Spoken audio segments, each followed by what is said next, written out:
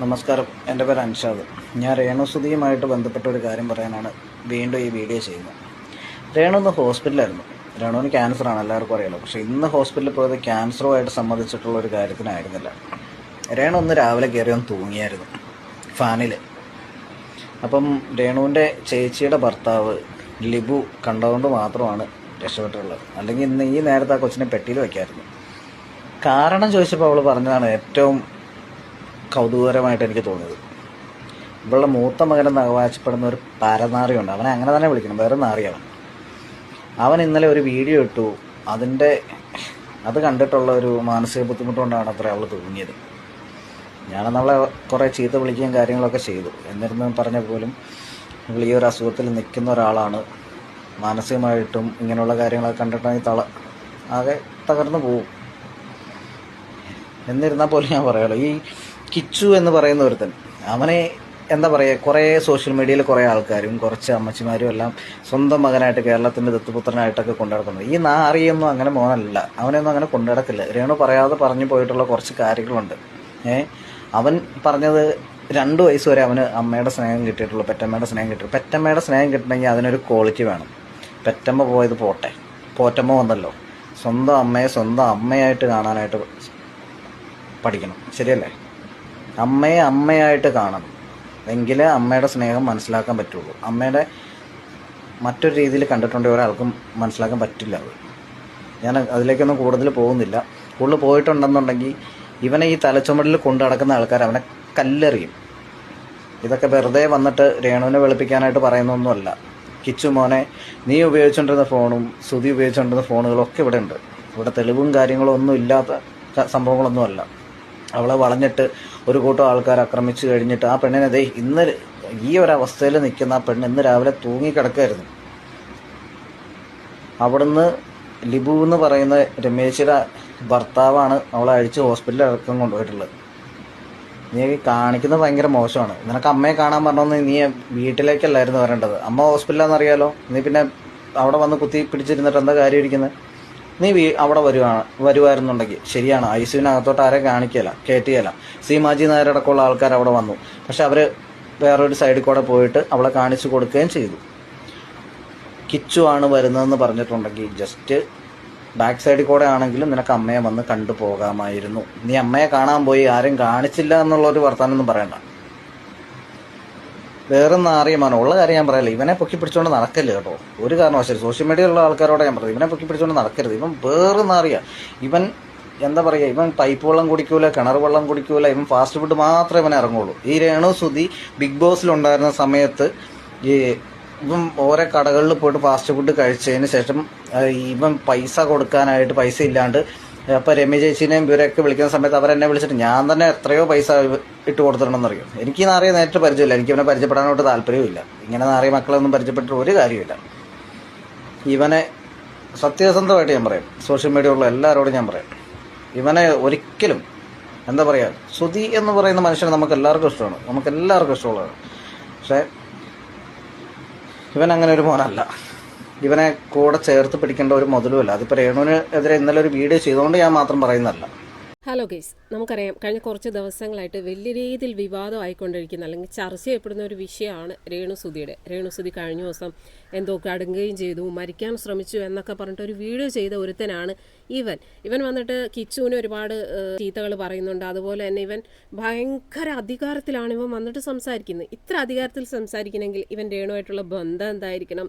എന്തായാലും അതുമായി റിലേറ്റഡ് ആയിട്ട് എനിക്ക് എൻ്റെ ഫേസ്ബുക്കിൽ വന്നൊരു കമൻറ്റാണ് കേട്ടോ. ഈ കമൻറ്റ് ഇട്ടിരിക്കുന്ന പ്രിയ എന്ന് പറയുന്ന ഒരു പെൺകുട്ടിയാണ്. ആ കമൻറ്റ് അപ്പം ഞാൻ നിങ്ങൾക്ക് വായിച്ച് കേൾപ്പിക്കാം കേട്ടോ. കിച്ചുവിനെ സോഷ്യൽ മീഡിയയിൽ പിച്ച് ചീന്തുവാൻ ഇട്ടുകൊടുത്ത ഇവൻ ആരാണെന്ന് നിങ്ങൾക്കറിയാമോ? ഇവനാണ് രേണുവിനെ കല്യാണം കഴിക്കാൻ നിന്നവൻ, രേണുവിൻ്റെ ഇപ്പോഴത്തെ കാമുകൻ. രേണു കല്യാണം കഴിക്കാൻ പോവാ എന്നൊക്കെ പറഞ്ഞ് ഇവൻ്റെ കൂടെയായിരുന്നു. ഇവനാണ് ആ മുസ്ലിം വരൻ.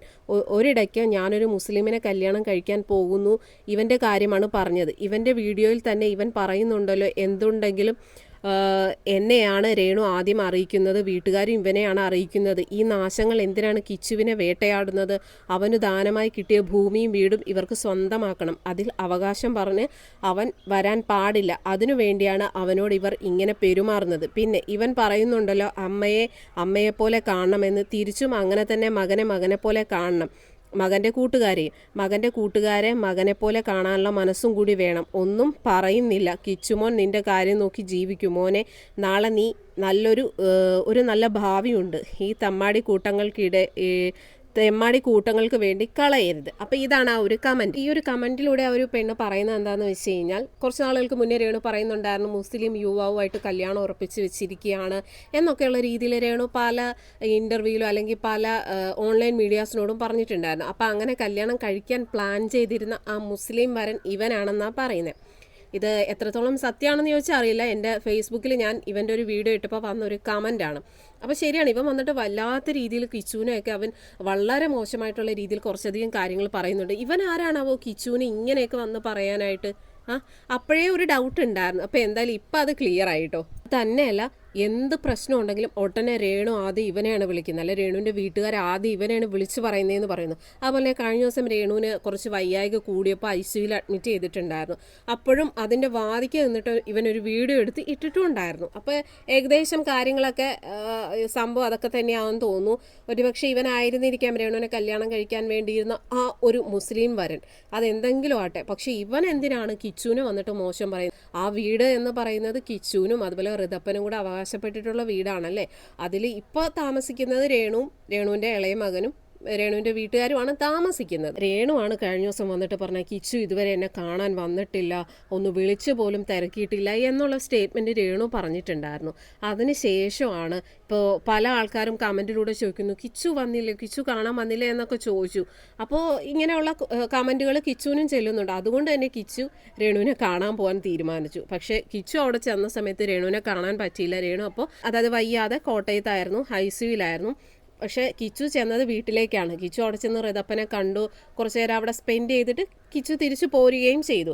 അതിനുശേഷവും പല ആൾക്കാരും ഇങ്ങനെ കമൻറ്റിലൂടെയൊക്കെ ചോദിച്ചു. അപ്പോൾ അതിനൊരു മറുപടിയായിട്ട് കിച്ചു വന്നിട്ട് കുറച്ച് കാര്യങ്ങൾ പറഞ്ഞു. കിച്ചു രേണുവിൻ്റെ പഴയ ഒരു സബ്സ്ക്രിപ്ഷൻ വീഡിയോ എടുത്ത് കാണിച്ചിട്ട് പറഞ്ഞത്, ഇങ്ങനെയൊക്കെ കാണിക്കുന്ന ഒരു അമ്മയെ ഞാൻ എങ്ങനെയാണ് കാണാൻ പോകുന്നത് എന്നൊക്കെ പറഞ്ഞിട്ട് അവൻ അവൻ്റേതായിട്ടുള്ള കുറച്ച് ന്യായീകരണങ്ങൾ പറഞ്ഞു. അതിനുശേഷം ആ വീഡിയോ കണ്ടതിന് ശേഷം രേണു വന്നിട്ട് രേണുവിന് പറയാനുള്ള കുറച്ച് കാര്യങ്ങളും പറഞ്ഞു. ഇപ്പോഴത്തെ രേണുവിൻ്റെ ഒരു അവസ്ഥ എന്ന് പറയുന്നത് വളരെ ഒരു മോശം അവസ്ഥയിലൂടെയാണ് അവർ കടന്നു പോയിക്കൊണ്ടിരിക്കുന്നത്. ഇപ്പം അവർക്ക് വേണ്ട എന്താണ്, നല്ല ചികിത്സയും അതുപോലെ തന്നെ നല്ല രീതിയിലുള്ള ഒരു എന്താ പറയുക, സമാധാനത്തിലിരിക്കുക, അല്ലെങ്കിൽ നല്ല രീതിയിൽ റെസ്റ്റ് എടുത്ത് അസുഖങ്ങളൊക്കെ എത്രയും പെട്ടെന്ന് മാറാൻ വേണ്ടി നമുക്ക് പ്രാർത്ഥിക്കാം. അതുപോലെ തന്നെ അതിന് ചികിത്സയും കാര്യങ്ങളൊക്കെ നടക്കട്ടെ. അതിനിടയിലേക്ക് എന്തിനാണ് ഇതുപോലുള്ള ഓരോരോ വിവാദങ്ങൾ? ഇപ്പോൾ കിച്ചു ആണെങ്കിലും അല്ലെങ്കിൽ രേണു ആണെങ്കിലും, കിച്ചുവിന് ഇപ്പോൾ ഈ ഒരു സമയത്ത് ഇത് പറയേണ്ട ഒരു കാര്യമില്ല. കിച്ചുവിൻ്റെ ഭാഗത്ത് ന്യായമുണ്ട്, ഇല്ല എന്ന് പറയുന്നില്ല. പക്ഷേ ഇപ്പം അവൻ അതൊന്നും പറയേണ്ട ഒരു സാഹചര്യമല്ല. കാരണം രേണുവിൻ്റെ ഈ ഒരു അവസ്ഥയിൽ പറഞ്ഞിട്ടും കാര്യമില്ല, കഴിഞ്ഞു പോയ കാര്യങ്ങളൊക്കെ. ഇനി എന്ന് വെച്ച് കഴിഞ്ഞാൽ ഇനി രേണു അസുഖങ്ങളൊക്കെ മാറി തിരിച്ച് വരുമ്പോഴെങ്കിൽ പോലും ഇതുപോലുള്ള പ്രവൃത്തികൾ ചെയ്യാതിരിക്കാതെ നമുക്ക് പറയാനുള്ളൂ.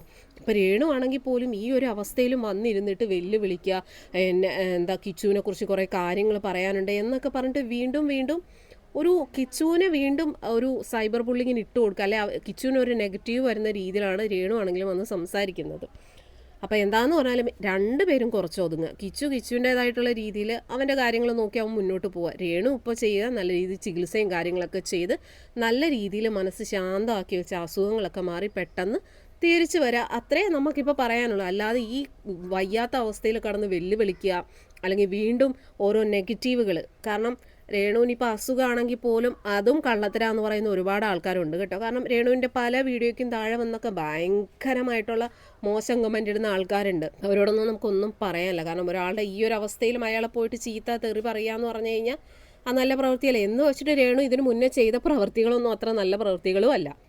നമ്മൾ രേണുവിനെ ഇതിന് മുന്നേ വിമർശിച്ചിട്ടുണ്ട്. ആ വിമർശനങ്ങളൊക്കെ അതുപോലെ തന്നെ അവിടെ ഇരിക്കുന്നു. പക്ഷേ ഇപ്പോഴത്തെ അവരുടെ ആ ഒരു അവസ്ഥയിൽ അവർ എത്രയും വേഗം അവരുടെ അസുഖമൊക്കെ മാറി തിരിച്ചു വരണം എന്ന് തന്നെയാണ് പ്രാർത്ഥിക്കുന്നത്. എനിക്ക് പറയാനുള്ള, രേണു കുറച്ച് ഒതുങ്ങുക, കിച്ചുവിൻ്റെ കാര്യങ്ങൾ നോക്കി മുന്നോട്ട് പോവുക, അത്രയേ ഉള്ളൂ. അല്ലാതെ ഈ അങ്ങും വന്നിട്ട് വെല്ലുവിളിക്കുക, പിന്നെ അത് രേണുവിനെ വീണ്ടും അത് ബാധിക്കും. കാരണം ഈ ഒരു രോഗാവസ്ഥയാണ്. ആ ഒരു അവസ്ഥയിൽ വീണ്ടും ഈ ടെൻഷൻ എടുത്ത് വെക്കുക, അല്ലെങ്കിൽ വീണ്ടും ഇങ്ങനെയുള്ള നെഗറ്റീവുകൾ കൂടും. അതിനിടക്കാണ് ഈ അൻഷാദ് എന്ന് പറയുന്ന ഒരുത്തം വന്നിട്ട് പറഞ്ഞ രേണു കിച്ചുവിനോടുള്ള ദേഷ്യത്തിൽ അങ്ങ് ഫാനിൽ കയറി തൂങ്ങി എന്നുള്ളൊരു സ്റ്റേറ്റ്മെൻറ്റ് പറഞ്ഞത്. അത് ഇവൻ വന്ന് പറഞ്ഞു. എന്നിട്ട് അവൻ ആ വീഡിയോ കുറച്ച് കഴിഞ്ഞപ്പോൾ അവൻ ഡിലീറ്റ് ആക്കി. പക്ഷേ ഈ ഒരു സമയം കൊണ്ട് തന്നെ എല്ലാവരും ഈ വീഡിയോ ഡൗൺലോഡ് ചെയ്തിട്ടുണ്ടായിരുന്നു.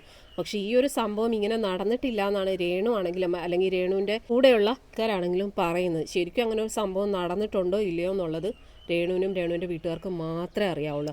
അങ്ങനെ രേണു ചെയ്തിട്ടുണ്ടെങ്കിൽ അത് വീണ്ടും കിച്ചുവിന് ഒരു നെഗറ്റീവ് ആകാനുള്ള സാധ്യതയുണ്ട്. എന്തായാലും അങ്ങനെ ഒരു സംഭവം നടന്നിട്ടില്ലെന്നാണ് ഇപ്പോൾ പറയുന്നത്. പിന്നെ എന്തിനാണ് ഈ ഒരു വേട്ടാവിളിയും വന്നിട്ട് ഇങ്ങനെ ഒരു കാര്യം പറഞ്ഞതെന്ന് ചോദിച്ചാൽ അറിയത്തില്ല. എനിക്ക് പറയാനുള്ളത് കിച്ചുവിൻ്റേതായിട്ടുള്ള കാര്യങ്ങൾ നോക്കി മുന്നോട്ട് പോവുക. രേണു ഇപ്പോൾ കുറച്ച് ഒതുങ്ങുക, അതാണ് നല്ലത്. കുറച്ച് ഒതുങ്ങി സമാധാനത്തിൽ രോഗാവസ്ഥയൊക്കെ മാറി നല്ല രീതിയിൽ റെസ്റ്റ് എടുത്ത് നല്ല നല്ല കാര്യങ്ങൾ ചിന്തിച്ചിരിക്കുക. അല്ലാതെ ഈ സോഷ്യൽ മീഡിയയിൽ വീണ്ടും വീണ്ടും ഓരോരോ കാര്യങ്ങൾ ഇട്ട് കൊടുക്കുക, പിന്നെ ആൾക്കാർ നെഗറ്റീവ് ഇടുന്നു, പിന്നെ അത് കണ്ടിട്ട് പിന്നെ ടെൻഷൻ ആകുന്നു. എന്താ ഇതിനൊക്കെ പറയണ്ടേ? എനിക്ക് എന്തായാലും ഇതൊക്കെ പറയാനില്ല. അപ്പോൾ പറഞ്ഞു വന്നത് ഈ രേണു കയറി തൂങ്ങി എന്ന് പറഞ്ഞ ഈ അൻഷാദ് എന്ന് പറയുന്നവനാണ് രേണുവിനെ കല്യാണം കഴിക്കാനിരുന്ന ആ ഒരു മുസ്ലിം പയ്യൻ എന്നൊക്കെ പല ആൾക്കാരും പറഞ്ഞു. ഞാൻ പലരുടെ വീഡിയോയുടെ കമൻറ്റ് കണ്ടു. അതുപോലെ എൻ്റെ ഫേസ്ബുക്കിൽ ഞാനിട്ടൊരു വീഡിയോയുടെ താഴെ വന്നൊരു കമൻറ്റാണിത്. ഇത് സത്യമാണോ എന്ന് ചോദിച്ചാൽ അറിയില്ല, ഒരു പക്ഷേ ആയിരിക്കാം. കാരണം അവൻ അത്ര ഒരു അധികാരത്തിലാണ് രേണുവിനെ കുറിച്ചിട്ട് ഓരോ കാര്യങ്ങളും വന്ന് പറയുന്നത്. എന്നാൽ ഈ ഒരു വിഷയത്തിൽ നിങ്ങളുടെ അഭിപ്രായം എന്താണ്? നിങ്ങൾക്ക് എന്ത് തോന്നുന്നു? ഞാൻ പറയുന്നതിനോട് നിങ്ങൾ യോജിക്കുന്നുണ്ടോ? അത് നിങ്ങളുടെ അഭിപ്രായം എന്താണ്? എന്താണെങ്കിലും അഭിപ്രായം കമൻറ്റ് ചെയ്യാൻ മറക്കരുത്. കൂടാതെ ഈ ഒരു വീഡിയോ ഇഷ്ടപ്പെടുവാണെങ്കിൽ ലൈക്ക് കൂടെ ചെയ്യാൻ മറക്കരുത്.